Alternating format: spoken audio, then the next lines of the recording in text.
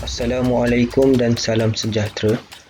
Kami daripada kumpulan 18 akan membentangkan hasil dapatan kajian kami dimulakan dengan soal selidik yang dijalankan secara kuantitatif. Bahagian demografi responden, pengkaji akan mengemukakan 3 sahaja maklumat demografi iaitu umur, taraf pendidikan dan penyakit kritikal. Rata-rata responden yang menjawab soal selidik ini, lingkungan umur adalah daripada 18 hingga 30 tahun. Bagi taraf pendidikan pula, kebanyakannya merupakan lepasan universiti yang berpendidikan ijazah sarjana muda dan alhamdulillah kesemua responden kami tidak mempunyai penyakit kritikal. Seterusnya adalah bahagian A bagi soalan pengambilan penawar atau ubat berdasarkan bahan semula jadi berkaitan dengan penyakit COVID-19.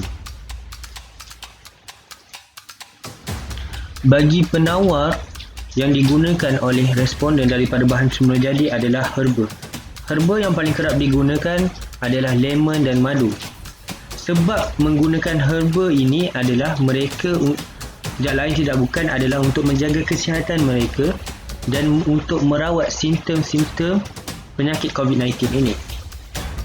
Kesan penggunaan herba yang digunakan oleh responden ini adalah bagi merawat kulit dan menjaga kulit mereka sendiri. Ianya juga adalah untuk kejekasan badan dan akhir sekali adalah untuk membuang angin dalam badan. Seterusnya dalam bahagian B pula akan menganalisis tentang pengetahuan am berkenaan ubat atau penawar berasaskan bahan semula jadi. Mengikut data yang diperolehi, skor purata terendah adalah sebanyak 3.7 untuk kenyataan berikut. Iaitu saya mengetahui bahawa terdapat akta atau peraturan berkaitan penawar atau ubat berasaskan herba atau bahan semula jadi di Malaysia.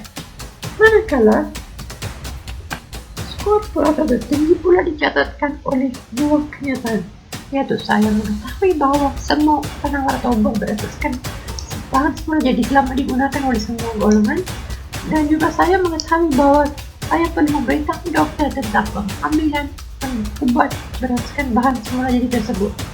Secara kesimpulannya, berdasarkan data tersebut, kita dapat rumuskan bahawa kebanyakan responden mempunyai pengetahuan ham yang cukup baik mengenai ubat berasaskan herba atau bahan semula jadi.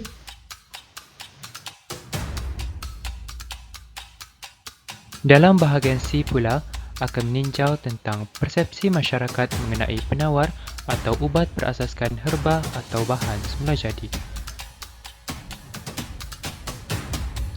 Mengikut data yang diperoleh melalui soal selidik, kami mendapati bahawa skor purata terendah untuk bahagian C adalah 3.6 bagi soalan nombor 4 iaitu penawar atau ubat berasaskan herba atau semula jadi boleh menyebabkan masalah kepada kesihatan secara keseluruhan.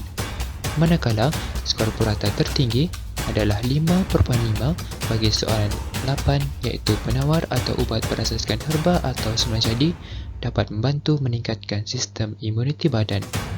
Berdasarkan data soal selidik tersebut, kami menyimpulkan bahawa kebanyakan responden mempunyai perspektif yang positif terhadap ubat berasaskan herba atau bahan semula jadi.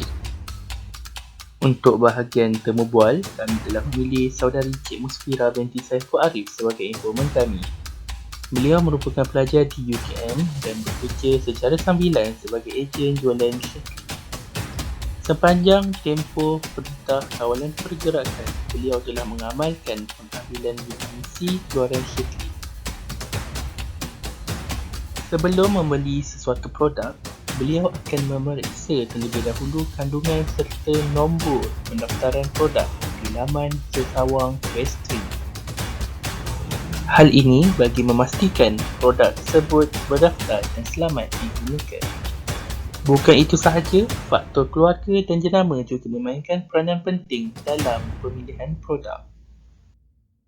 Setelah beberapa bulan mengamalkan pengambilan vitamin C ini secara konsisten, beliau merasakan badannya semakin sihat. Bukan itu sahaja, beliau juga dapat merasakan bahawa kulitnya semakin cerah dari hari ke hari. Assalamualaikum dan salam sejahtera. Saya Muhammad Hafizuan akan menyampaikan kesimpulan bagi kumpulan 18. Berdasarkan hasil dapatan kajian mendapati bahawa majoriti responden mempunyai pengetahuan asas berhubung penggunaan herba atau ubatan semula jadi sepanjang tempoh penularan wabak COVID-19. Seterusnya, berdasarkan hasil dapatan, soal selidik dan temu bual memberikan respon yang menunjukkan bahawa pengguna produk hasilan semula jadi menitik beratkan soal keselamatan produk yang diambil.